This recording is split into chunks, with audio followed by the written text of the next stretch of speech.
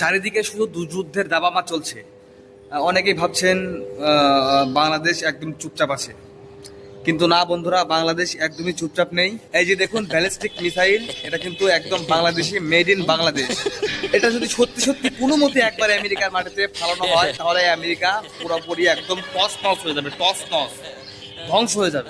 সেটা আবার আমরা লাইভে দেখতেও পারবো, কারণ এই মিসাইলের পিছনে এমন একটা মানে লাইভ ক্যামেরা লাগানো থাকবে, সেটা আমরা সরাসরি লাইভে দেখতে পারবো।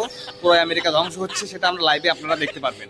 আর আমেরিকা তো জানেই না বাংলাদেশ কি জিনিস, বাংলাদেশ জিনিসটা কি। সহ সভাপতির অভাব নেই অগুন্তি।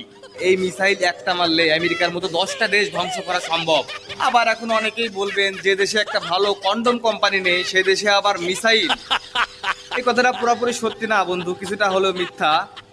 এই দেখুন এই মিসাইলটা, এই দেখেন পাকিস্তান থেকে আমদানি করা 300 ব্যালিস্টিক মিসাইল। আর কিছুদিনের মধ্যে মনে করেন ৩য় বিশ্বযুদ্ধের আগে বাংলাদেশ তার সর্বোচ্চ শক্তিশালী অস্ত্র উন্মোচন করবে। এই অস্ত্রের এই যে এই ছবিগুলো দেখুন, এই অস্ত্রগুলো উন্মোচন করবে বাংলাদেশ। ধন্যবাদ, ভালো থাকবেন, সবসময় বাংকারের ভিতরে থাকবেন। Bye bye.